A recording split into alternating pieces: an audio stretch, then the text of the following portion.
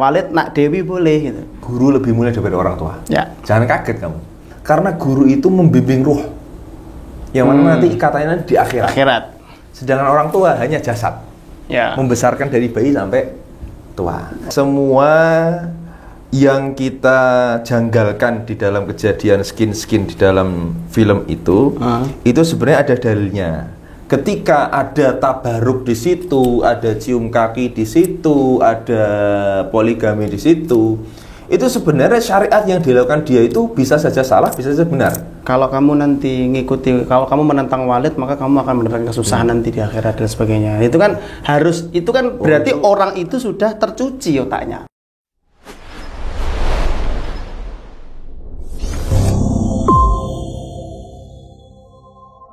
Bismillahirrahmanirrahim. FKM Podcast, hangatkan hati, hangatkan pikiran. Alhamdulillah kita sudah sekian lama tidak menyapa teman-teman sekalian. Dan alhamdulillah kita pada kesempatan podcast kali ini langsung kedatangan tamu yang tidak asing lagi selama bulan suci Ramadan. Kalau rasa serius ya. Masya Allah, kita sama beliau Gus Maulana. Waalaikumsalam, sehat, alhamdulillah. Habis lebaran gimana Gus? Tambah gemuk atau kurang bobotnya? Harus hemat, banyak hematnya sih. Iya. Alhamdulillah. Jadi sela-sela di antara podcast kita itu Gus. Itu kan banyak hal yang terjadi. Iya. Setelah terjadi. kita tinggal ini ya. Iya. Berarti kita mengefek sama dunia nih. Iya. Ada efeknya untuk keberlangsungan dunia. Gitu. Jadi salah satu fenomena yang baru marak ini, ya walaupun ini sudah mulai agak selesai ya viralnya.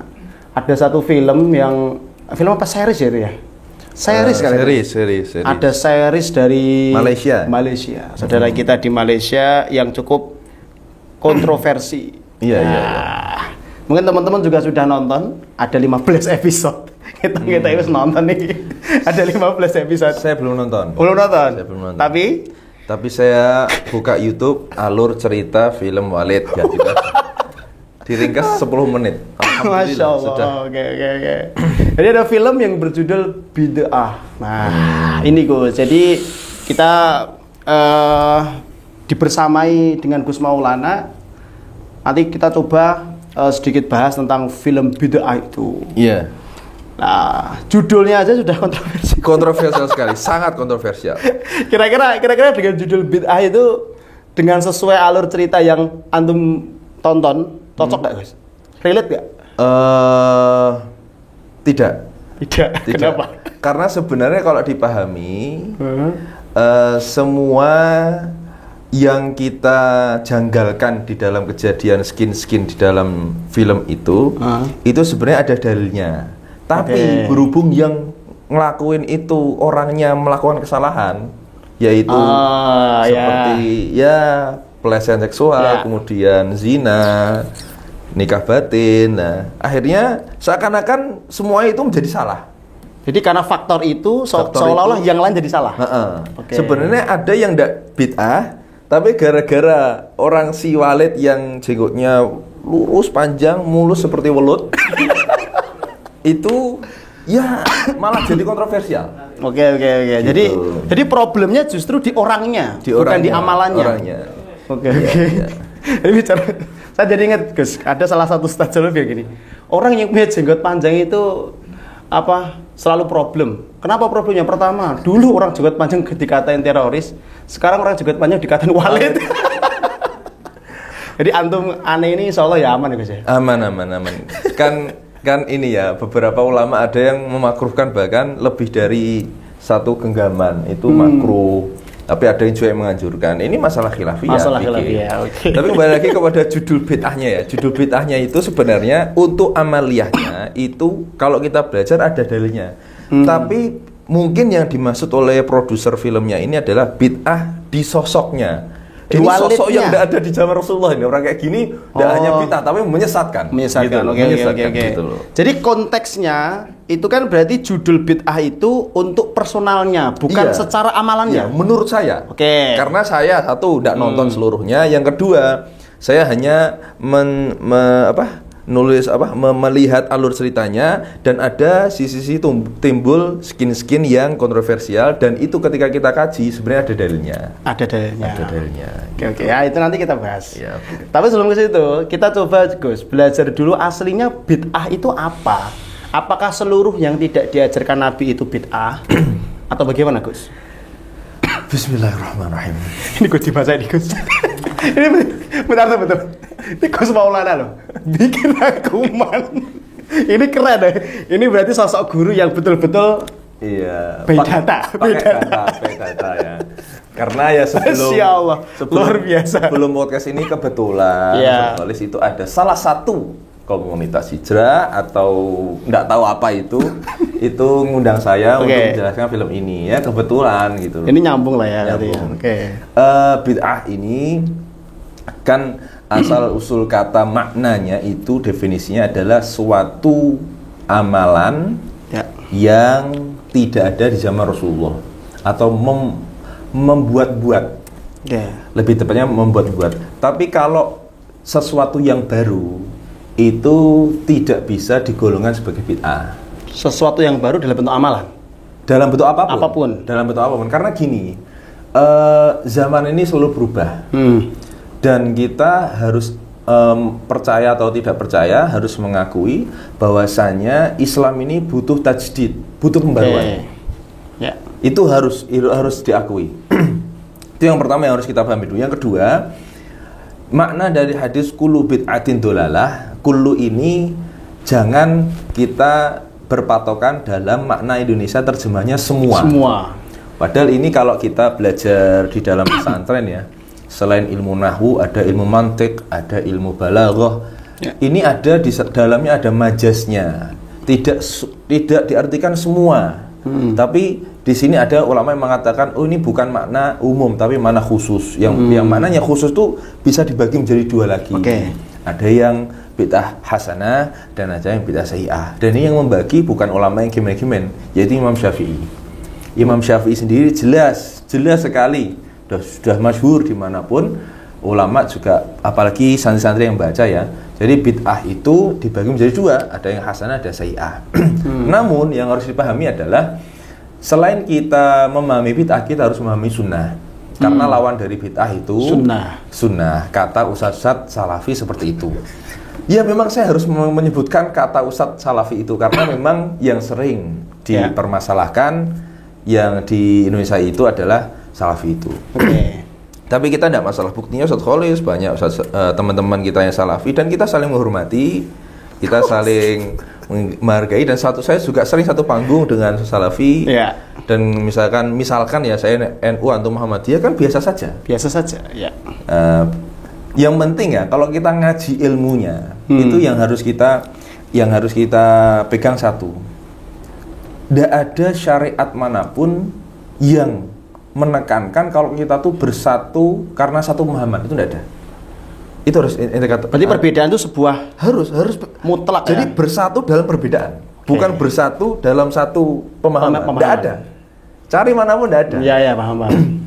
Kalau dengan semboyan kembali kepada Al-Quran dan Hadis. Al-Quran dan Hadis mana yang kamu bela-bela sehingga kamu membela Al-Quran dan Hadis tapi kamu malah memecah belah umat. Itu yang pertama. Menyalahkan pendapat juga.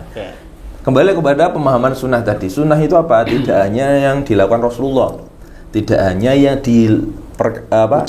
ucapkan Rasulullah, tapi ada yang tidak pernah dilakukan Rasulullah tapi di ACC sama Rasulullah, itu juga sunnah. Di ACC sama Rasulullah. Tapi Rasulullah secara pengamalan belum pernah. Itu namanya sunnah takririyah. Sunnah takririyah itu ya seperti sahabat yang pernah membuat. Salah satu contohnya ada namanya sahabat Abu Rifa'ah, yang mana beliau ini membuat sendiri bacaan di dalam sholat.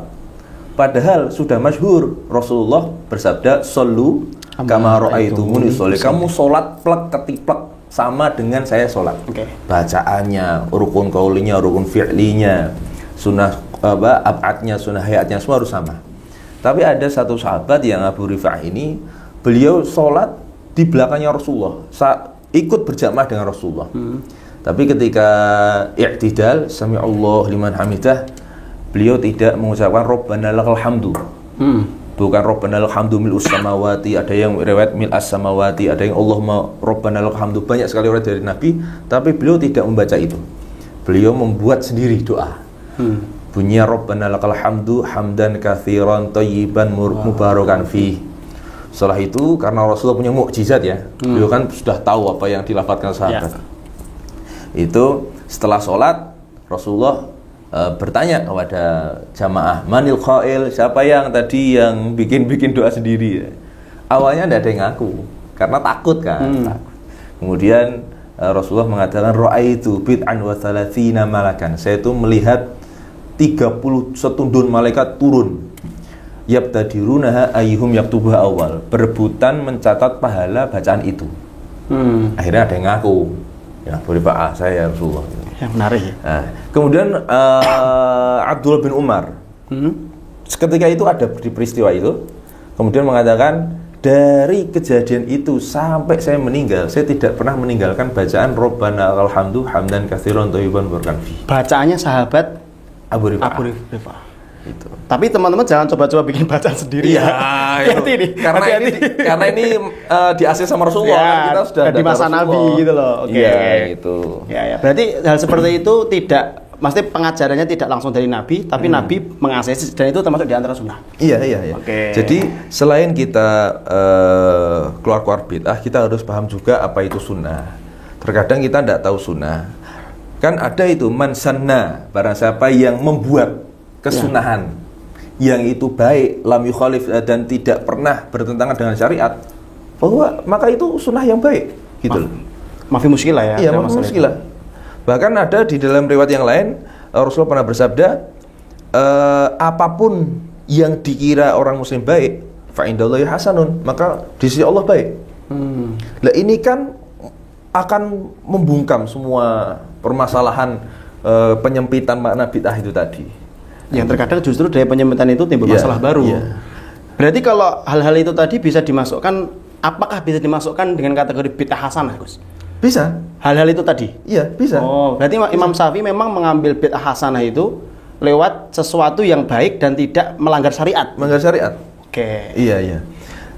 Terkadang gini, misalkan ada yang mempermasalahkan, kita tidak mempermasalahkan bacaan yasinnya, misalkan yasin malam Jumat ya. Tapi pengkhususan waktunya. Ya. Tapi gini ya, misalkan ini harus dipahami juga. Sabar Gus, sabar. Iya. Ini nggak jadi bahas walid ini nanti. Jadi. Iya. Karena gini, di lain sisi kamu kalau banyak baca, itu Rasulullah tuh terkadang menyebutkan pengkhususan waktu. Oh, secara pengamalan beliau. Iya. Ya. Kalau kamu baca dalilnya, Rasulullah tuh pernah mengatakan, man qara'a surat Yasin fi lailatul Jum'ah asbaha maghfuran lah. Orang yang baca Yasin malam Jumat maka diampuni dosanya sampai besok hari pagi dia bangun pagi dalam keadaan bersih dosanya. Kalau kita baca hadisnya, banyak hadis sahih itu bukan hanya sahih Bukhari Muslim. Ya. Ada Tirmidzi, ada Sunan Abu Dawud, banyak sekali. Banyak sekali. Kalau kamu mengatakan baca Bukhari Muslim, baca yang mana dulu? Banyak, Bukhari Muslim banyak loh. Dan kamu harus tahu ilmu hadis dulu. Ya. Kalau kamu hanya berpatokan kepada hadis, kamu nanti menyampingkan fikih. Karena banyak ranah-ranah istihadnya para ulama yang tidak ada zaman Rasulullah. Itu banyak sekali. Ya.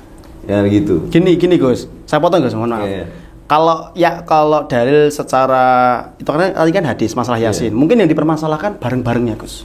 Bareng-barengnya. Lah, kan ada Yasinan. Iya. Tahlilan. Nah, itu kan mungkin yang banyak dipermasalahkan oleh teman-teman gitu. Loh, itu dibungkam lagi sama Rasulullah di dalam hadis yang lainnya. Yaudullahi ma'al jamaah kan gitu. Rahmatnya Allah turun ketika jamaah banyak. Kan sebenarnya itu luas gitu loh. Itu termasuk juga yang majtama'a qaumun fi baitin min buyutillah. Berarti kan hadis itu kan sudah mencakup semuanya. Nek neng masjid baca Quran, dia mentadaburi ilmu akan mendapatkan 4 hal itu kan. Iya. Berarti luar biasa. Sebenarnya yaitu tadi penyempitan makna, kemudian kaku dalam beribadah. Terus katanya enggak ada doa, setelah sholat enggak ada cari. Enggak ada namanya Al-Fatihah setelah sholat tuh. Al-Fatihah mau dibaca kapanpun, dimanapun itu baik gitu. Dalam niat apapun. Bahkan pernah ada suatu hadis riwayat itu Al-Fatihatu liman quri'at lah. Al-Fatihah itu tergantung orang yang membacanya, niat orang yang membacanya. Terserah mau untuk syifa, untuk apa pengobatan, untuk penyembuhan, ruqyah boleh, semuanya boleh. Kan itu. Nah, ketika mengatakan harus sama apa yang telah dilakukan Nabi, yang tidak tinggalkan. Sekarang gini, pertanyaannya, Nabi apakah pernah jadi muadzin? Ya enggak. Enggak pernah. Tapi kenapa kamu muadzin? karena ya. Terus yang kedua, Nabi itu selalu imam. Ya. Selalu imam. Pernah satu kali sukses jadi makmum. Sukses itu maknanya hampir gagal itu. Itu ada sahabat yang berani jadi imamnya. Itu kalau nggak salah Abdurrahman bin Auf. Kalau nggak salah ya, nanti saya bisa koreksi kalau salah. Saya kalau salah ya bilang salah karena saya lupa. Abu Bakar itu pernah hampir menjadi imam tapi tidak jadi, sungkan beliau, mundur lagi.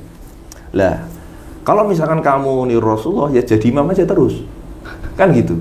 Lah, kita harus memahami apa yang dilakukan Rasulullah itu tidak semuanya bisa ditiru. Ada dalam sisi khususiyah itu keistimewaan untuk beliau saja. Ya. Ada di lain sisi Rasulullah melakukan hal sesuatu untuk menjadi syarat sah.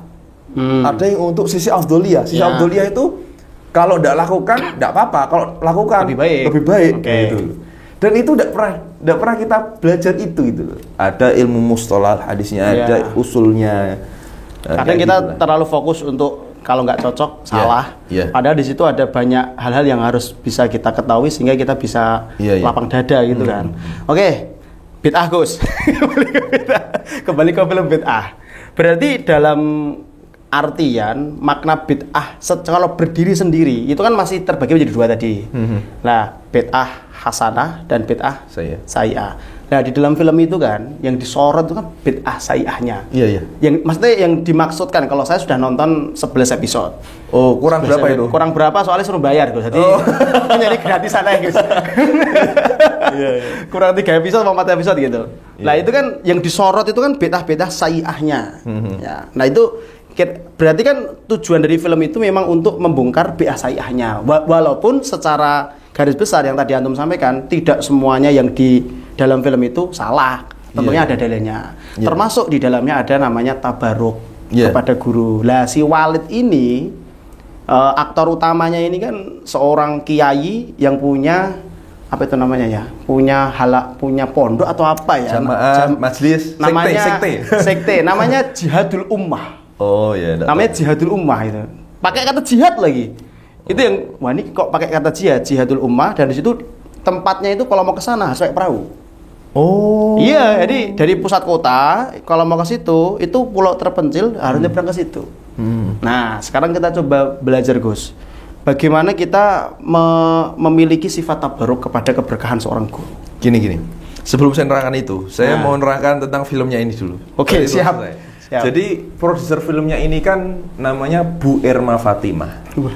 Riset tenan. Bener-bener riset saya. Di sini ada Gus? Ada no. Tak baca dulu ya. Kelamaan nanti kalau Antum jelasin. Nggak ada. Nanti halamannya nggak ada. Gini, Bu Erma Fatimah ini, saya tuh banyak santri-santri dari Tarim, dari Yaman. Khususnya kami ini pernah sedikit berprasangka ya. Bahwasanya film ini untuk menyerang Ahlus Sunnah wal Jamaah, khususnya para santri-santri, ulama-ulama yang dari Yaman. Karena si tokoh Walid ini kan pakai imamah. Ya.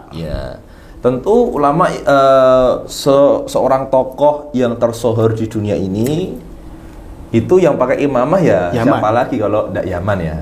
Karena salah satu ulama, tokoh internasional, tokoh muslim yang berpengaruh di dunia ya. Nomor 1 itu Habib Umar bin Hafid yang jenggotnya merah itulah. Ya. Itu kan juga imamahan. Nah, ternyata Bu Erma Fatimah itu tidak ada niat apapun untuk menyerang Ahlus Sunnah wal Jamaah. Sudah klarifikasi ya? Iya. Di akunnya Lora Ismail Al-Khalili. Itu ada postingannya. Siap. Ya, bahkan beliau saling fallback sama Bu Erma Fatimah. Lora Ismail Al-Khalili saya pernah ketemu, saya saling fallback dan beliau pernah ke rumah kami. Itu Bu Erma Fatimah itu ternyata muhibbinya para habaib. Beliau cinta sekali sama habaib. Jadi menarik ya. Maknanya adalah beliau tuh punya niat baik. Seperti ini loh, tidak baik gitu loh. Jadi punya niat baik bahwasanya buat film ini ditujukan jangan sampai ada orang seperti Walid seperti ini. Gitu loh. Ya. Jadi fokusnya bener-bener di Walidnya kan? Iya. Tapi kejadian realitanya di Indonesia ini malah justru film ini diputar balik untuk menyerang habaib atau ulama Ahlussunnah wal Jamaah. Atau yang punya banyak santri yang kebetulan mayoritas di Indonesia itu Nahdliyin ya, para NU ya, ulama NU. Nah, buktinya apalagi Bu Erma ini muhibbunya para habaib di tahun 2023. Sekarang 2025 ya. 2023 itu beliau menjembatani Habib Umar bin Hafid bertemu kepada para artisnya Malaysia di satu hall. Bahkan beliau ada videonya ketika beliau bertanya langsung sama Habib Umar bin Hafid. Cari coba, ada rekam jejak, ada semuanya. Lah itu harus dipahami dulu.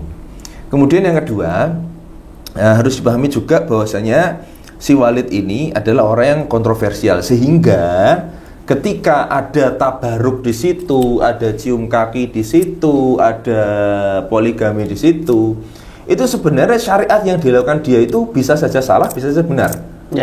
Kenapa bisa saja salah? Karena yang melakukan Walid. Paham ya? Ya, karena kalau berlebihan itu. Iya. Coba kalau yang melakukan bukan Walid. Contoh, ulama benar-benar yang ulama. Nggak bakal seperti itu. Gitu loh. Paham ya? Berarti alasannya karena Walid gitu. Karena Walidnya. Untungnya Walid tuh nggak ada di dunia nyata loh ya. Jadi ini kita Yombo loh, aktornya sama Walidnya kan beda nama gitu. Itu jangan giring. Iya. Mana ST-nya? Oke. Maksud saya bukan menyalahkan Walidnya, tapi ya sifat dan akhlaknya di sini, karakternya di sini yang saya salahkan. Di filmnya. Kan kita enggak boleh nyalahkan ini ya, pendosa, tapi salahkan dosanya. Ya intinya seperti itulah, karena dia melakukan dosa ini yang saya salahkan gitu. Dan dia itu kontroversial sehingga ketika ada cium tangan, tabaruk itu menjadi berlebihan, salah. Gitu, itu harus dipahami dulu ya. Nah, sekarang saya jelaskan tabaruk itu apa. Ya, oke. Tapi secara umum dulu, Gus. Tapi ya secara umum ya. Tapi jangan sampai kamu menganggap saya tuh membela Walid loh ya. Karena saya sudah jelaskan Walid itu salah. Disclaimer dulu ya. Jadi beliau ini betul-betul membuka ini dengan landasan ilmu ya, bukan kok mendukung film Walid dan membenarkan Walid, tidak. Karena tadi di awal sudah. Berarti jenengan secara pribadi sepakat dengan Bu siapa tadi? Bu Erma Fatimah. Iya. Cuman mungkin kita nerimanya aja gitu. Orang banyak menerima salah. Oke, lanjut Gus, mau. Ya. Tabaruk itu kan mencari keberkahan. Ya. Sudah, itu dari asar itu bekasnya, dari tempat, dari keteladanan itu bisa. Oke. Dan sekarang yang dibahas di dalamnya, yang pertama mencium tangan dulu. Oke. Jangan ekstrim dulu, tangan dulu. Kalau tangan, oke lah, banyak bisa nerima lah. Tangan dulu. Ini saya bak data loh ya. Nanti dikira saya ngapalin terus itu bener ndak hafalannya. Nah, ini ada banyak. Yang pertama, Rasulullah itu ternyata sahabat Nabi itu pernah mencium tangannya Rasulullah. Ya. Pertama, ketika itu ada peristiwa para sahabat ketika perang ya, di suatu perang, kemudian lari kabur dari perang karena takut apa. Kemudian walakia Umar, ketemu Umar bin Khattab di pelariannya itu. Iya, terus ya Umar, kita ini tidak kabur ya Umar, kita tidak kabur, kita sungguh tidak kabur. Jika engkau menganggap kami kabur, tolong maafkan kami gitu. Terus Umar bilang, ndak bal antum al-aqaruna wa ana fiatul mu'minin. Ndak, kalian ini nggak kabur, kalian ini cuman bergabung dengan kelompok kita yang di sana gitu loh. Intinya ganti arah gitulah. Kemudian faqabbalna yadahu. Kata para sahabat yang dianggap kabur ini itu mencium tangannya Sayyidina Umar bin Khattab. Mencium. Matur suwun cara jone, matur suwun jenengan tidak menganggap kami orang yang kabur. Ya. Kita tuh hanya pindah ke kelompok yang lain saja kan gitu. Kemudian Sayyidina Umar berkata, wa qabbala Abu Lubabah wa Ka'b bin Malik wa sahibahu yadan Nabi sallallahu alaihi wasallam hina taballahu alaihim dzakarahu al-Abhari. Bahwasanya Abu Lubabah dan Ka'b bin Malik dan sahabat-sahabat yang lain juga pernah seperti ini, kata Umar bin Khattab, itu mencium tangannya Nabi Muhammad. Nah ini bukti bahwasanya mencium tangan itu boleh, mencium tangan itu boleh. Bahkan dijelaskan lagi, ini banyak sekali. Saya coba banyak di sini, banyak sekali. Pernah suatu ketika juga diriwayatkan di dalam Al-Hakim ya, disahihkan Al-Baihaqi di dalam Madkhalnya atau Broni. Saya itu lengkap. Ada kejadian satu, sahabat Zaid bin Thabit dengan Abdullah bin Abbas. Zaid bin Thabit ketika itu mau naik ke bigolnya. Bigol itu satu tunggangan. Jadi Abdullah bin Abbas karena Zaid bin Thabit itu sudah sepuh, beliau ini mau membantu. Jadi pijakan kakinya itu digocei, dipegang. Terus kata Zaid, menjauhlah wahai sepupu Nabi. Menjauhlah, saya pengen naik. Nanti takutnya kamu keinjak atau gimana itu. Terus kata Abdullah bin Abbas, tidak wahai Zaid bin Thabit, hakadha, seperti inilah yang telah diajarkan Nabi. Kami dari Nabi kepada orang yang lebih tua, kepada para sahabat yang lain, sahabat Nabi. Kemudian setelah naik Zaid bin Thabit, kemudian Zaid bin Thabit meminta tangannya Abdullah bin Abbas, sini tanganmu. Dicium sama Zaid bin Thabit, dicium. Terus, loh kenapa kamu mencium tangan saya wahai Zaid bin Thabit, kata Abdullah bin Abbas. Terus Zaid bin Thabit mengatakan, hakadha, inilah yang telah diajarkan pada Nabi, dari Nabi kepada cucunya Nabi, yaitu engkau sepupu Nabi Abdullah bin Abbas. Jadi di waktu yang sama ada dua sunnah dalam perspektif berbeda. Iya. Yang pertama muda ketua. Yang kedua kepada cucu Nabi. Kepada keluarga Nabi. Oke. Ini menjadi kebolehan. Lah kemudian kalau kita kiaskan ya, atau kita simpulkan hukum, Rasulullah itu seorang ulama, seorang pemimpin, seorang yang soleh, lebih soleh dari orang soleh kan gitu. Yeah. Maka ini bisa menjadi patokan hukum. Orang tua juga ya, orang tua. Yeah. Maka kita orang tua boleh, orang soleh boleh, ulama boleh. Hatta kepada anak kecil pun kita kan anak kecil itu sebenarnya gini, untuk mencium tangan anak kecil itu ada ilmunya. Ilmunya gini, kita ini orang yang lebih tua, itu dosanya lebih banyak daripada orang yang ini yang tidak punya dosa. Jadi kita mencium tangan itu karena kebersihan dosanya dia. Nah, itu jadi teringat Gus, ada ustadz yang bilang gini, kita ngapain marah-marah sama anak-anak kita yang belum balik? Mereka itu tidak lebih buruk daripada kita kok kita marah-marahin. Jadi kan relate dengan hal itu gitu loh. Dan itu menjadi konsep tawadhu yang paling manjur dalam kita kehidupan sehari-hari. Ketika kita melihat orang yang lebih sepuh, kita cium tangan. Loh, bukan ulama, Gus. Bukan masalah ulama, bukannya dia lebih tua dari kita. Dia lebih banyak pahala daripada kita. Ya. Tapi bisa saja orang tua itu mencium tangan kita. Kenapa? Karena dosanya lebih dikit. Kemungkinan dosanya lebih dikit. Oke. Jadi kalau bisa memahami seperti itu, semua orang enak. Iya. Jadi tidak ada yang ngapa kamu. Iya. Karena jelas walaupun di luar koridor ilmu, tapi kan dalam koridor kita melihat dia berdosa lebih sedikit kan enggak apa-apa juga gitu. Fanduru ilaman huwa asfala minkum kan gitu, Rasulullah gitu. Kamu selalu lihat orang yang lebih rendah dari kamu di dalam perspektif dunia. Ketika orang yang lebih rendah kita dalam perspektif dunia, tapi kalau untuk akhirat kita lebih tinggi. Oke, itu cium tangan. Udah selesai belum cium tangan, Des? Sudah. Sebenarnya banyak lah, cuma ini aja. Tapi intinya sudah ketemu lah, cium tangan ada dalilnya. Yang kedua, air putih. Ya. Terus. Yang kedua, kalau di Indonesia dan di beberapa tempat kan banyak tabaruk meminum bekas. Kaki dulu. Bentar dulu, jangan kaki dulu, Gus. Itu nanti. Oh ya, kan tangan terus kaki gitu. Bentar dulu, jangan dulu. Bekas minumnya kiai. Bekas minumnya ustadz. Ojo langsung sih. Bentar dulu, yang kaki terakhir. Buat gongnya. Lah, tapi untuk disclaimer dulu, saya bukan kiai ya. Ya. Jadi air ini enggak usah diminum lagi. Ya, kalau udah habis ya dibuang aja lah. Gitu. Oke. Nah, tentang meminum bekas ulama. Meminum air bekas ulama. Wah, ada loh. Ada dalilnya loh. Ada dalilnya. Nah, oke. Kembali lagi, ini saya tidak membela Walid. Gitu ya.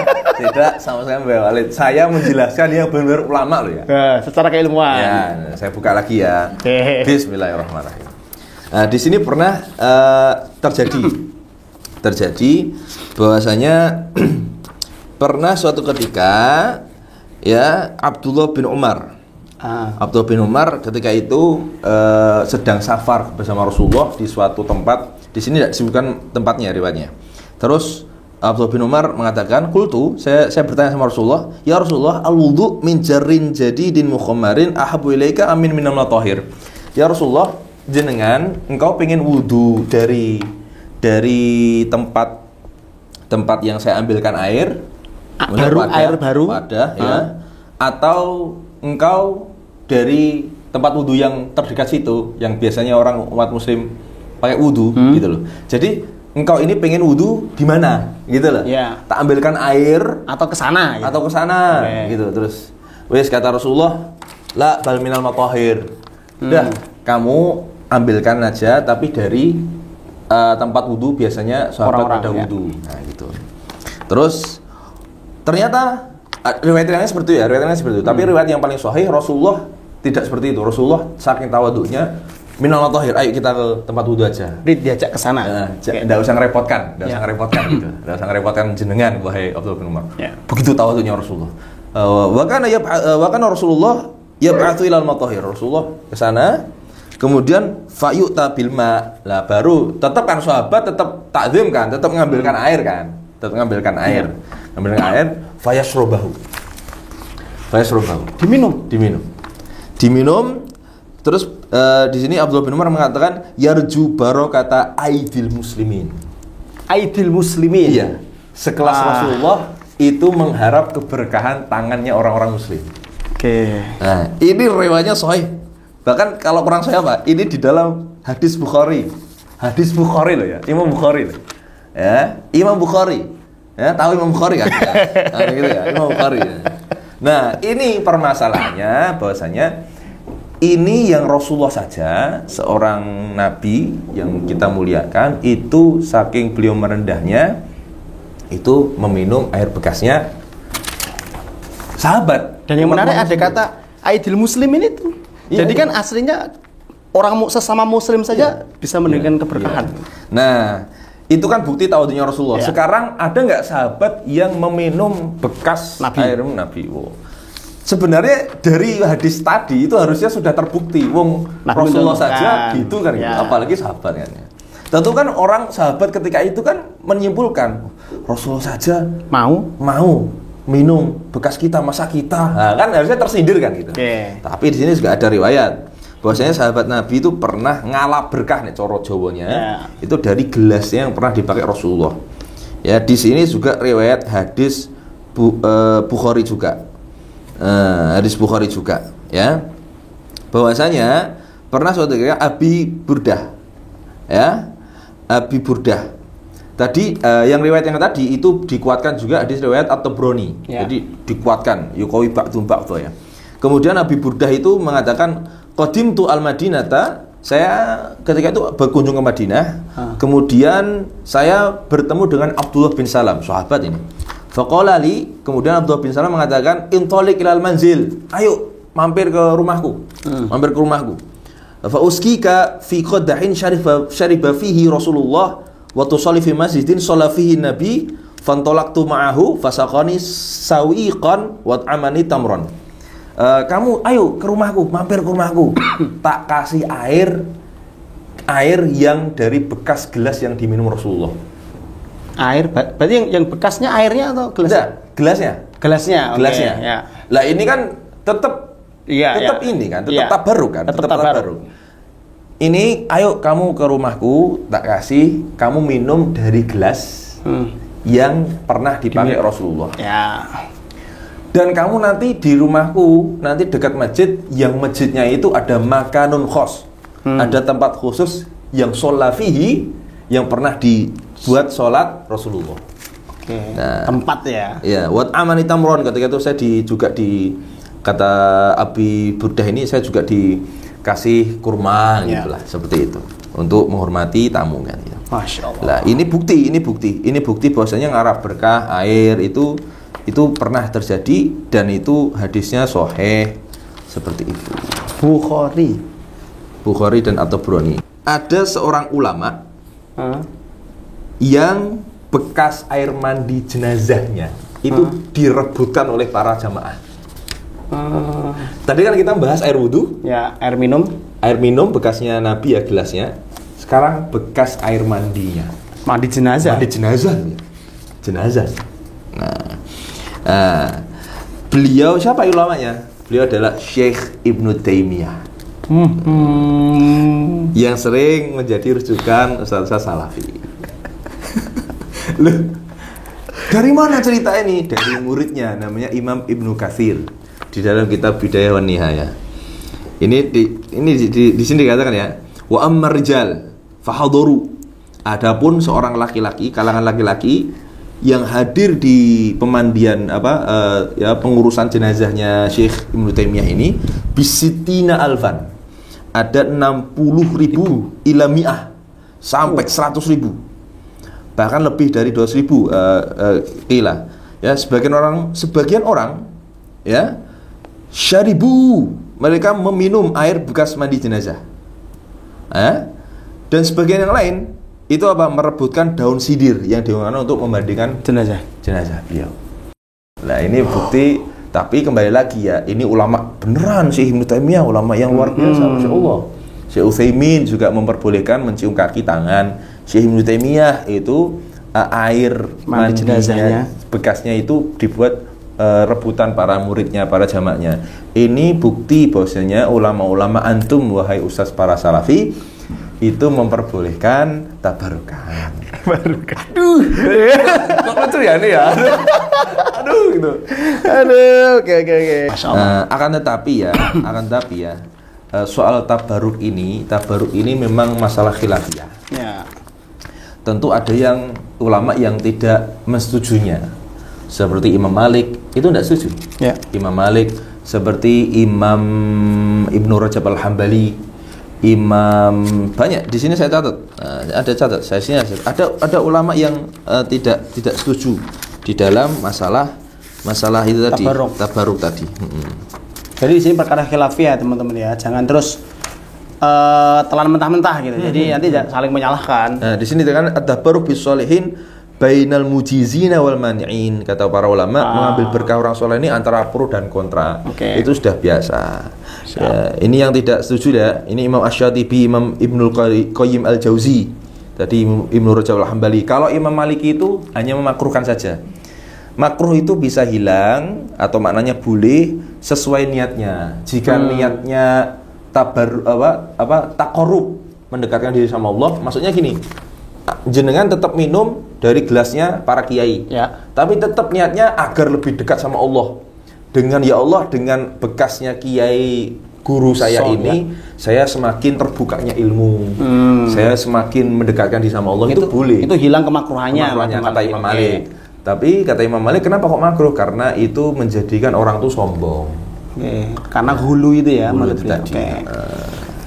Itu kalau itu masih oke lah, maksudnya dari pola pikir kita masih bisa diterima lah soal itu lah. Sekarang yang ketiga, Gus. Di film Walid itu orang-orang yang dari kota mau masuk ke jihadul ummah itu syaratnya harus meminum bekas kobokan air kaki. Jadi ada baskom tuh, baskom dimasukin, terus dia mencium kaki dulu kan, baru mencium kaki nggak sih? Mencium kaki baru diminum airnya. Yes, pokoknya itulah, mencium kaki kemudian diminum airnya. Kalau kobokan air tadi sudah kita bahas. Ya. Itu sudah termasuk tadi kobokan. Jika air itu bekas wudhu, bekas minumnya kiainya, itu boleh. Tapi kan masalahnya kaki. Ya. Nah, itu saya rasa ini ya bisa dikiaskan, tapi kembali lagi orangnya ulama benar atau bukan. Ya. Tapi kan ada suatu adat ya di Indonesia ini. Saya rasa mungkin di daerah Jakarta ya, atau di luar Pulau Jawa. Jadi ada adat setelah orang tua haji atau sebelum berangkat haji, itu mencium kaki, kemudian meminum air bekas orang tuanya gini. Oh iya ada. Ada. Oh. Saya enggak tahu adat mana ya. Enggak tahu. Yang cari. Teman-teman cari nanti. Nah, nanti komen di bawah ketemu di mana.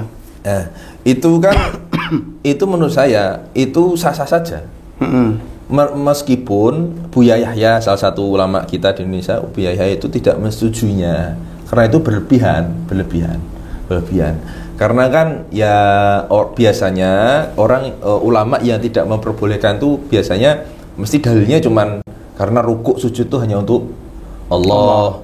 Kemudian sholat jenazah itu karena depannya ada mayit, tidak ada rukuk dan sujud. Jadi kita tidak boleh terlalu menundukkan karena ada manusia gitu.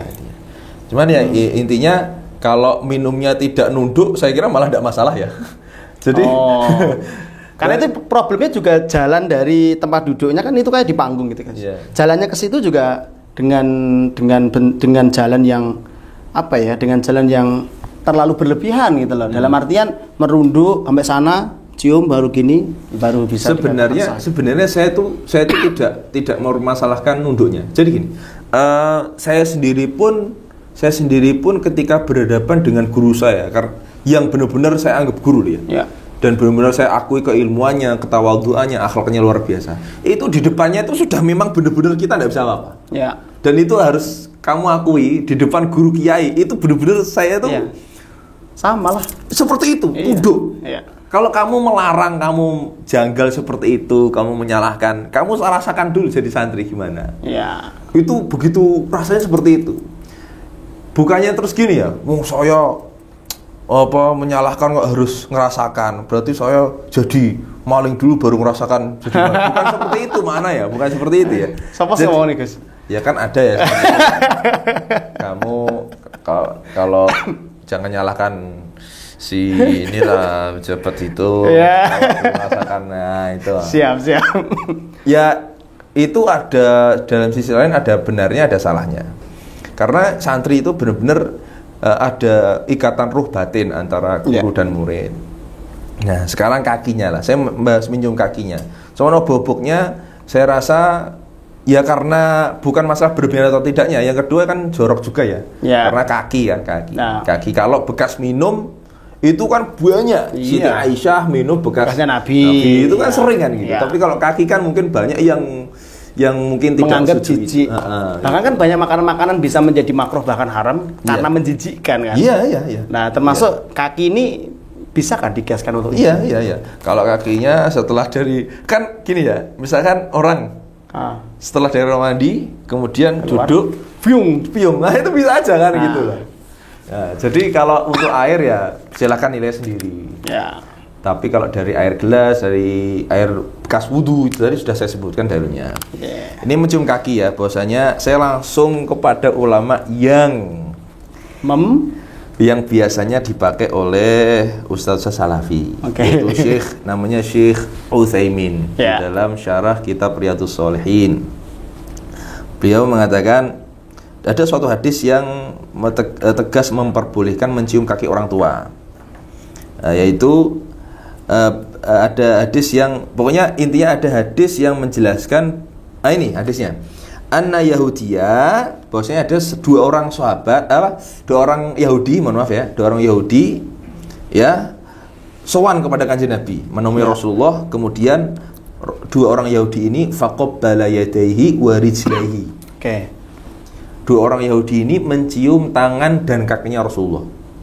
Kemudian kemudian dua orang ini mengatakan nasyhadu annaka nabiyullah. Nabi Allah. Kami bersaksi engkau adalah utusan Allah Subhanahu wa taala. Kemudian menciumnya. Nah, dari redaksi di atas mencium kaki orang mulia, mencium kaki lah ya. Bukan tangan lah ya. Kaki itu ulama mayoritas mengatakan mubah, boleh. Kembali ke hukum awal ya, mubah. Tapi mubah ini kan bisa berubah, abu-abu. Bisa berubah ya, bisa makruh, bisa sunnah. Ya. Ya.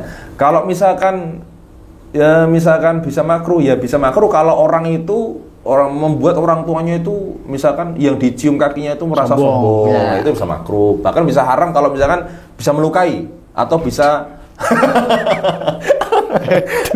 ditendang gitu ya. Atau airnya kotor itu bisa haram malah mencelakaan diri sendiri. Nggak ada syariat seperti itu kan. Tapi kalau sunnah misalkan kamu punya salah sama orang tua yang sangat besar. Ya. Itu kemudian kamu benar-benar nangis minta maaf mencium kaki, itu bisa saja menjadi sunnah. Karena ini soal istihad. Dari Nabi ya gitu. Bisa berpahala juga. Iya, bisa berpahala. Kemudian, dari hadis dua orang Yahudi ini, Syekh Utsaimin tadi mengatakan dalam kitab Syarah Riyadhus Shalihinnya, wa fi hadza jawazu taqbilil yad warijli lil insan al-kabir. Dan di dalam sini dijelaskan diperbolehkannya mencium tangan, kaki untuk orang yang lebih tua, syaraf yang mulia, wal ilm dan orang yang punya keilmuan. Wa kadzalika juga mencium tangan, kaki bapak dan ibu wa ma asbah dzalik dan selainnya maknanya ulama, orang soleh, di anna lahuma haqqan karena keduanya memiliki hak untuk dihormati. Dan ini bagian rasa tawadhu dari kitanya sebagai anak atau sebagai orang yang murid kepada guru seperti itu. Kembali lagi karena guru di Indonesia ini banyak, tidak semua ulama. Kan ada guru MTS, guru SD itu kan. Terus kamu langsung semuanya habis ini siswa-siswa bareng-bareng nyium kaki guru. Kan tidak semuanya guru itu ulama. Ulama itu kan alim. Orang alim itu kan bisa mengkondisikan hatinya. Dia tidak sombong gini seperti itulah. Oke. Jadi kalau yang bisa saya simpulkan, kita lihat dulu sebelum kita mau mencontoh atau mencium kaki seseorang, kita harus memastikan dulu orang itu tidak memiliki sifat sombong. Iya. Kan termasuk itu, Gus. Salah satu yang dilarang Nabi kan memuji lah. Salah satu di antara kita boleh memuji kepada siapa? Orang-orang yang bisa dipastikan orang itu setelah dipuji nggak sombong. Iya. Kan di beberapa kitab gitu. Berarti kan kita sama kan dengan perkara ini. Nah, sekarang gini. Ketika kita sudah membahas mencium tangan, mencium kaki, meminum bekas air minum dan air wudhu ya.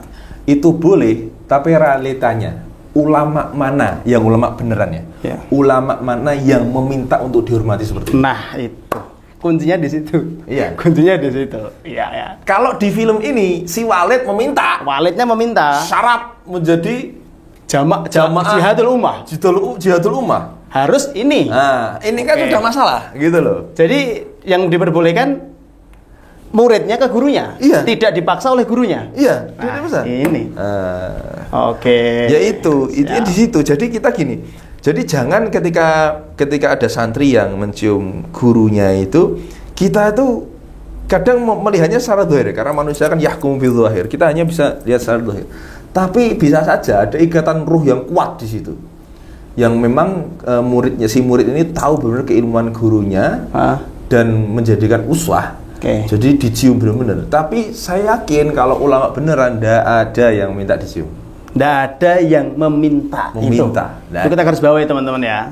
Satu, saya kasih contoh. Ini kan pasti di film ini akan timbul kalimat-kalimat gus-gusan dan habib-habiban. Wah, ini sudah dimulai ini. Gus-gusan dan habib-habiban. Sekarang satu gus yang tersohor di Indonesia yang paling fenomenal diakui bukan fenomenal, yaitu Gus Baha. Kita lihat Gus Baha. Saya bertemu Gus Baha 4 kalian lah, ngobrol beberapa kali. Tidak pernah saya lihat Gus Baha itu seperti ini. Tidak pernah. Gus Baha, minta dicium tidak pernah. Ini bisa di-cut ini. Jadi saya itu pernah terakhir kali kemarin ketika tanya soal salah satu Gus yang fenomenal dengan es teh itu kan saya setelah tanya Gus Baha di forum UI itu, saya ke belakang, ke ruang transit bersama Gus Baha dan Prof. Quraish Shihab. Itu setelah itu saya menunggu, saya tidak ikut makan. Bahkan saya makannya setelah beliau-beliau sudah makan. Nah ini kan termasuk adab. Ya. Ini kalau mau cari dalilnya tidak ada ini. Ini kan takzim kita. Ya. Terus kedua, setelah beliau-beliau berdiri, ngiranya itu Gus Ba itu kita minta foto, kan banyak ya yang mau salaman. Mboten Gus, kalau tak salaman mawon. Oh nggih. Gus Ba itu biasanya salaman tuh cuma gini toh. Gini. Tarik ya? Tarik tak biasa, lemes gitu lah. Kayak ada kalau beda ya, orang kalau salaman minta dicium tenan itu kayak dicekel gitu loh, dicekel ya. Paham ya? Jadi kayak gini, gini toh. Oke, jadi yang tegal-tegal. Makanya itu rahasianya.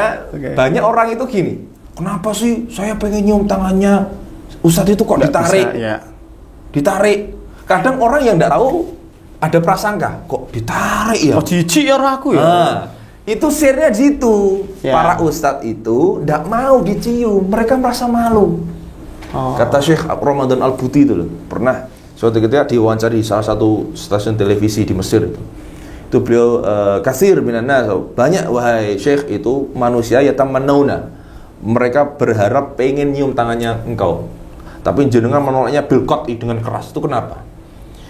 Li'annani a'lamu binafsi, saya tuh tahu siapa saya. Ya.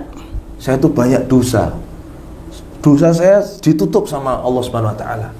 Dan jika saya memang membiarkan tangan saya dicium oleh oleh orang-orang sekitar itu, bagaimana jika Allah berkata, apakah kamu tidak malu sama saya? Iya.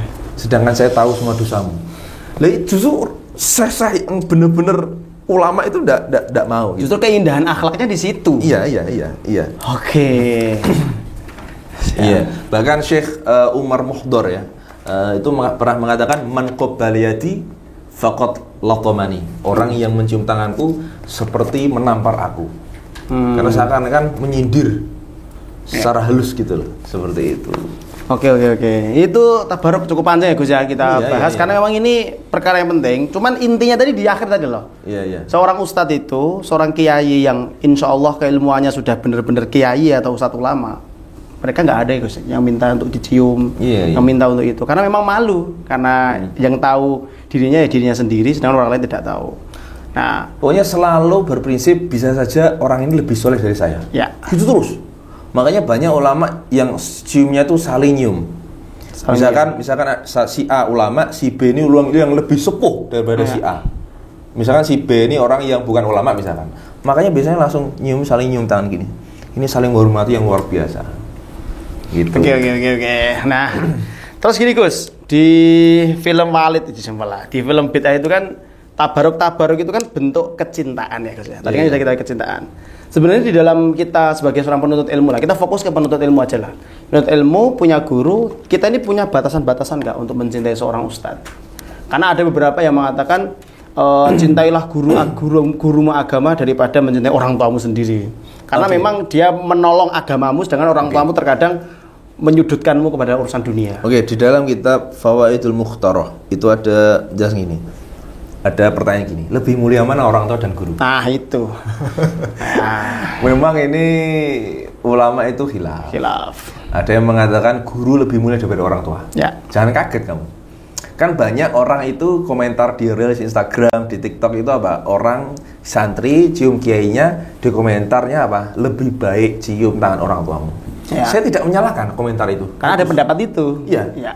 Tapi saya juga karena baca banyak ya, kami berduduk dengan para ulama, itu ada kitab yang mengatakan di dalam kitab Fawaidul Mukhtarah itu guru lebih mulia daripada orang tua. Kenapa? Karena guru itu membimbing ruh.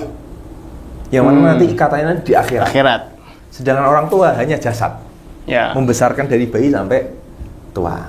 Tapi tentu dari sini kita tidak boleh membanding-bandingkan. Ya. Lebih kuat yang mana. Meskipun ulama tetap mengatakan lebih utama yang mana itu ada. Seperti tadi. Tadi saya mengatakan Nabi tidak pernah muadzin. Ya. Tapi kalian cek ulama mayoritas itu mengatakan muadzin lebih utama daripada imam. Daripada imam, betul. Ayo, bahkan sampai ada ayat khusus di dalam surat Fussilat, "Wa man ahsanu qawlan mimman da'a ila Allah wa 'amila sholihan." Perkataan dakwah mana yang paling baik? Yang menyerukan dakwah kepada Allah. Setelah diseru langsung beramal soleh semua, sholat semua. Muadzin. Kata Siti Aisyah, "Hadzal ayah nazalat fil muadzinin." Masya Allah. Ayat ini khusus untuk muadzin. Padahal tidak ada ayat khusus untuk imam, tidak ada. Ya. Padahal imam itu nabi. Nabi sendiri imam terus gitu. Imam Ibnu Hajar mengatakan muadzin plus iqomah, qomat itu lebih afdal daripada imam. Imam Romli mengatakan muadzin adzan tok itu sudah lebih afdal daripada imam. Karena imam itu hukumnya fardu kifayah. Ya. Sedangkan imam ditegakkan tahunya ketika adzan sudah diadzani. Dari mana tahu sudah imam? Dari mana tahu dilaksanakan sholat sedangkan belum adzan? Kan gitu. Lah itu. Nah, kalau Imam Ar-Rafi'i mengatakan imam lebih afdal daripada muadzin. Nah, ini kan khilaf. Liqiyamin Nabi karena Nabi ngimami terus. Ya. Sehingga ini perlu diperhatikan guru sama orang tua. Ini kita tidak boleh membandingkan. Kalau hati kita condong orang tua, kita lebih muliakan orang tua. Ya. Hati kok condong kepada kiai, biasa saja muliakan kiai. Karena ini perspektif orang tuh beda-beda. Dan itu dua pilihan yang tidak bisa dipilih sebenarnya, Gus. Iya. Karena memang kalau bisa dua-duanya kenapa tidak? Iya. Kan begitu. Seperti istri sama ibu. Istri sama ibu, betul. Itu kan berat ya. Itu berat sekali. Itu kalau pertanyaan kayak gitu susah juga jawabnya. Karena orang itu ada yang tanya pengen memojokkan suaminya, tapi yang satu pengen membantu ibunya kan susah juga. Dan dua-duanya kan nggak bisa dipilih kan dua-duanya itu sama-sama baik gitu. Oke. Jadi kalau batasan-batasan mencintai seorang guru memang yang penting bagaimana Gus kalau memahaminya?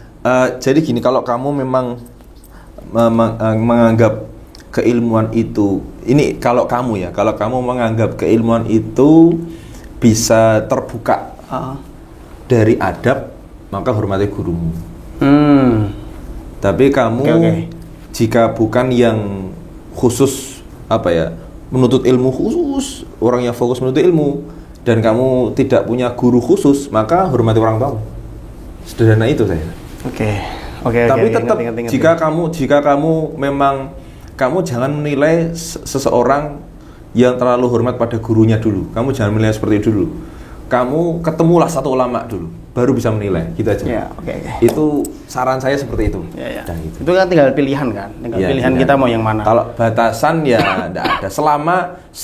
Kalau secara syariat fikih, selama dahi tidak menempel sebagian dahi. Dalam kitab Minhajul Talibin, selama sebagian dahi tidak menempel di lantai, di depannya ada gurumu, saya kira tidak masalah. Karena gini, jika kamu sudah sujud nempel, maka kamu dianggap nyembah. Ya. Soal rukuk, melebihi rukuk atau tidaknya, itu ulama banyak yang khilaf. Tapi yang sepakat itu kalau sudah sujud, sudah sampai sujud. Karena sujud faqat lillah. Oke. Nah, gitu ya. Oke. Terus Gus, belum selesai Gus. Tar dulu Gus. Berapa menit? Oke. Gini, ini kan ada fenomena, termasuk Walid itu kan memanfaatkan kedudukan. Memanfaatkan kedudukan sehingga di situ banyak melecehkan. Ya, termasuk ada yang viral kata-katanya Walid nak Dewi. Nah, itu ada kata-kata itu. Jadi ada santri-santriwatinya. Pejamkan matamu. Pejamkan itu ning gua. Jadi ada satu scene itu ada satu santriwati itu nggak diajak, nggak ikut sama Baiduri. Baiduri itu orang yang mau membongkar kedoknya Walid itu. Ini perempuan lulusan Mesir. Oh gitu. Lulusan Mesir. Nah, ada satu murid yang nggak diajak, namanya Dewi. Terus Walid tanya, loh ini pada kemana perempuan-perempuan? Sama Baiduri di bawah gitu kan. Loh kamu nggak ikut? Aku kan mementingkan Walid daripada Baiduri. Ngobrol, akhirnya Walid bilang gini, Walid nak Dewi boleh gitu. Walid mau kamu boleh gitu. Artinya mau dalam tanda kutip bersesuatu. Dan si Dewinya mau. Nah, ini kan sudah terjadi kebutaan gitu loh di dalam mencintai seorang guru gitu loh. Nah, ini fenomena sekarang ini juga banyak yang baru viral-viral nih, guru mencabuli murid anak didiknya. Kemudian ada guru olahraga yang ya kayak gitulah. Nah ini gimana Gus? Cara membentengi kita gimana? Ada perkataan ulama ya, saya baca ya, ini tidak apa-apa di HP ya. Man qala li syaikhihi lima lam yuflih abadan. Ini ada perkataan yang sering orang itu salah tangkap. Siapa yang berkata pada gurunya kenapa? Kenapa? Ketika disuruh, kenapa? Itu maka ia takkan berhasil selamanya. Ya. Dari perkataan ini, orang itu seakan-akan harus nurut gurunya. Fanatik buta. Ya, fanatik buta. Ya fanatik buta ya. Ya. Nurut secara buta gitulah. Padahal di sini makalah ini ya ini bukan salah tafsir seperti membabi buta seperti itu, tapi ada kewaspadaan. Jadi gini, kalau ketika kita membabi buta, sami'na wa ta'na, itu ada tempatnya. Oke. Sami'na wa ta'na itu ketika kamu misalkan selalu na'am sama guru, iya, maka nanti kamu akan kehilangan kewaspadaan. Kehilangan kewaspadaan, gurunya kehilangan kewaspadaan dan muridnya kehilangan daya pikir. Muridnya enggak mikir dulu, ini benar apa enggak? Ya. Ini benar apa enggak? Sedangkan gurunya kehilangan kewaspadaan. Kewaspadaan dalam nyuruh. Ini saya nyuruhnya benar. Nah, membabi buta ini menimbulkan dua akibat ini. Gurunya dan muridnya. Gurunya kehilangan kewaspadaan, muridnya kehilangan daya pikir. Dia ini benar enggak ini ya gitu. Nah, maksud dari makalah ini menurut Al-Imam Ibnu Hajar Al-Haytami di dalam kitab Fatwa Al-Hadithiyah halaman 56 menjelaskan syekh dalam makalah itu merujuk pada guru dalam tarbiyah atau tasawuf. Ya, maknanya dalam konteks thariqah murid salik memang harus bersikap seperti mayat di hadapan mursyidnya. Ya. Maknanya kalau disuruh zikir, kamu habis ini sholat taubat, malam harus sami'na wa ta'na. Tapi kalau soal keilmuan itu tidak apa-apa, murid itu debat gurunya itu tidak apa-apa, tapi dengan adab loh ya. Soal keilmuan, masanya bisa saja guru itu salah dalam menjelaskan. Nah, tapi jika dalam konteks Walid sama si Nak Dewi ini tadi, ini kan jelas maksiat, jelas salah, tidak ada hubungan ikatan yang sah, halal, dan ini tidak boleh, harusnya ya Dewi ini ya nolak gitu loh. Karena kan itu ajaran yang di situ. Kalau kamu nanti kalau kamu menentang Walid, maka kamu akan mendapatkan kesusahan nanti di akhirat dan sebagainya. Itu kan berarti orang itu sudah tercuci otaknya, kan begitu kan. Nah, yang susah itu yang menyadarkan. Nah, Baiduri ini yang dari Mesir ini, dia ikut, kan ibunya sudah terkena, akhirnya dia ikut, niatnya itu hanya untuk menyadarkan mereka, terutama santriwati masih kecil-kecil, dan mereka sudah hampir semua gituin sama Walid. Iya. Ya itu kan kita sudah sepakat semuanya salah kan? Iya. Terus semuanya salah dan dewinya salah, walidnya juga salah. Ya. Yang kita terangkan adalah guru secara murid secara umum untuk aplikasi harusnya begitu gitu. Oke. Itu juga menjadi batasan. Ya. Tapi kalau saya sama guru, selama ini saya berguru tidak ada perintah aneh dari guru gitu loh. Kan harusnya kalau kita memang mendapatkan perintah aneh kan harusnya kerasa gitu loh. Iya. Tapi kalau sudah sampai seperti itu kan berarti ada yang salah nih di dalam cara pengajarannya daripada Walid ini dan istri-istrinya, terutama istri nomor berapa ya? Yang nomor 2 itu yang agak terlalu, jadi istri kesayangan gitu loh, istri kesayangan Walid gitu. Jadi sami'na wa ta'na itu ada tempatnya. Ya, itu nih gitu ya. Seperti itu. Oke. Terus terakhir Gus, soal bagaimana cara kita untuk melihatlah potensi-potensi ada ajaran kesesatan. Kan kita nggak mau, maksudnya warga-warga kita, anak-anak kita, adik-adik kita, saudara-saudara kita yang masuk ke situ. Ini sudah terakhir berarti ya? Terakhir nih. Waduh, poligami mengantar jenazah enggak dibahas ini? Panjang kali ini nanti. Panjang kali ya, sudah ya. Nanti kapan-kapan lah, kapan-kapan dilanjut lah, khusus poligami lah. Ya, antum harus poligami dulu. Nanti ini aja, khusus poligami undang Yosi Al-Muzani. Nanti sama antum bertiga keren itu. Karena itu pembahasan sendiri cukup panjang. Iya. Oke. Ini terakhir Gus, gimana Gus? Gini, jangan taklid buta. Kemudian kenapa kok banyak oknum-oknum yang melakukan pelecehan seksual, yang mengatasnamakan agama untuk melampiaskan hawa nafsunya. Sebenarnya saya kadang kita itu kan nahi mungkar itu wajib ya, seperti itu. Tapi terkadang ya, saya juga mikir, ini sudah akhir zaman. Allah akan memunculkan ulama-ulama su'nya. Menampakkan, memunculkan bukan ulama kok su' ya, tapi memang ada ya di istilah ulama su' ya, yang kiai dia berkedok kiai, Ya, baju putih kan ada itu qaul-qaul ulama, hadis Nabi bahkan ya. Imam Ghazali bahkan dalam Ihya pernah mengatakan nanti di zaman akhir ada seseorang yang perawakannya baju putih, sorban, seperti orang yang sufi, benar-benar tasawuf, ahli ulama, tapi perlakuannya hanya menuruti hawa nafsunya. Ya. Dan ini memang benar. Nah, maka dari hadis ini menjadi sunatullah. Sunatullah itu ya kayak memang kepastian ya. Akan terjadi terus-menerus kan. Karena dari zaman Nabi saja itu ada orang munafik. Kan itu, sahabat saja ada yang munafik. Zaman Sayyidina Ali ada Khawarij. Dan itu pasti ada. Maka bagaimana ya kita kalau memondokkan anak itu lihat-lihat siapa figurnya. Kalau mau ikut majelis itu lihat siapa penceramahnya. Kalau majelis ilmu itu ilmu apa dulu. Terkadang ya kita sering mengkritik majelis-majelis yang sholawatan hanya joget-joget saja. Ini kan saya pernah mengkritik itu ya, yang view-nya sampai saya pernah mengkritik ada satu konten kreator yang dia itu hanya mentakmim. Takmim itu menyamaratakan bahwasanya NU itu isinya cuma joget-joget, isinya cuma feodalism, kemudian isinya cuma pesantren tuh ya memperbudak gitu-gitulah. Ya. Sesat-sesat gitu-gitu.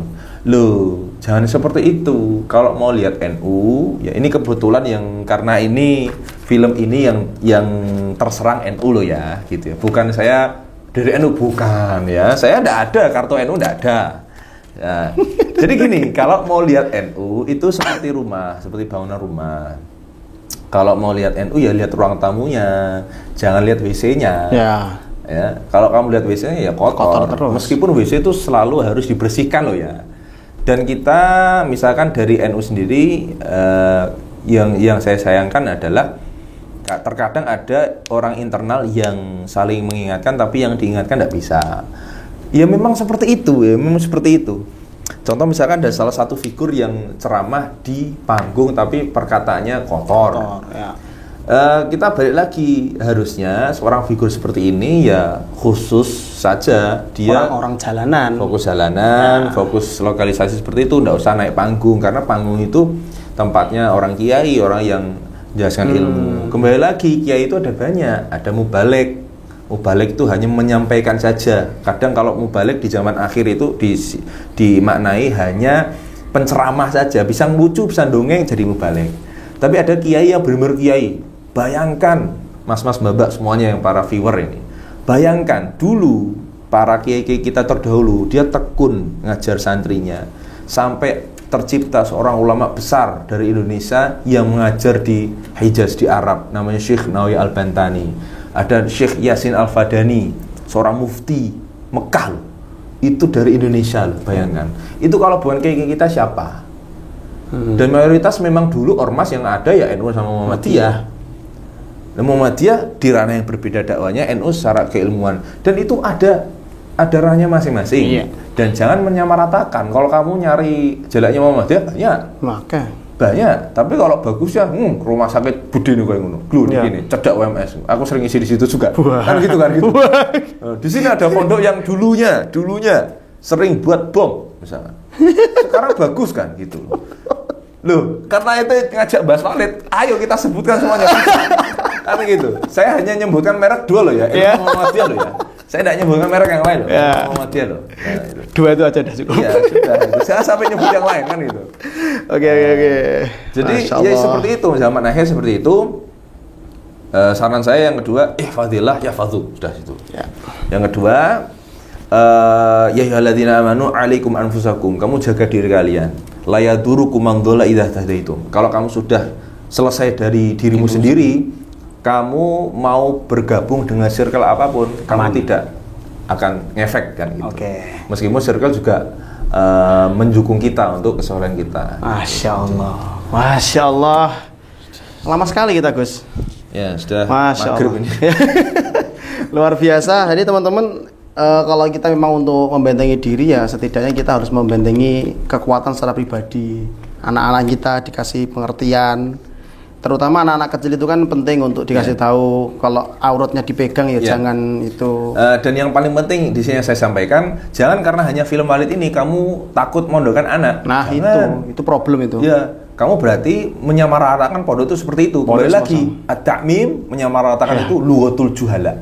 Luwatul juhala. Iya, bahasanya karakternya orang-orang jahiliyah dulu. Menyamaratakan semuanya, itu tidak boleh. Kayak gitu. Ya.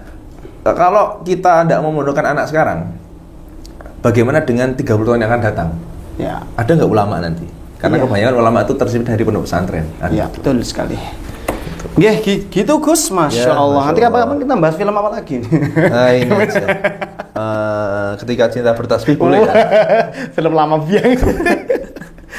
Gitu Gus, jazakumullah. Masya Allah, banyak ilmu yang kita terima. Intinya teman-teman sudah perbedaan apapun yang ada di luaran sana, kita saling legowo saja, jangan terlalu banyak menyalahkan. Tadi kan beliau juga banyak menyampaikan di ujung-ujung statementnya selalu mengatakan ada khilaf. Ya, jadi jangan terlalu banyak menyalahkan orang-orang yang berpendapat berbeda dengan kita. Intinya semua itu ada dalilnya, semua itu ada pendapat yang sahihnya, dan semoga kita diberikan penjagaan oleh Allah untuk tetap bisa memiliki sifat legowo. Itu ya Gus ya. Masya Allah, matur nuwun. Nanti kita ketemu lagi insya Allah di podcast yang akan datang. Insya Allah ya guys ya, insya Allah. Matur nuwun, Gus Maulana sudah berkenan hadir kembali di podcast FKM. Kalau ada salahnya, mohon maaf. Ya, karena ini menyampaikan tentang dalil, mungkin bisa ditulis ibarat di komentar. Ya. Kalau mau tambahan, kalau ada salah saya minta maaf. Ya. Dan tidak bisa klarifikasi karena ini cuma satu episode. Mungkin komunikasi dengan Instagram saya gitu. Oke. Nanti di apa Instagram Gus? Carilah di Google ada banyak. Pokoknya yang Gus ganteng gitu ya. Gus ganteng. Ini Walid. Pelut. Tapi juga ya pelut. Terima kasih. Sampai jumpa di episode selanjutnya. Assalamualaikum warahmatullahi wabarakatuh. Waalaikumsalam warahmatullahi wabarakatuh.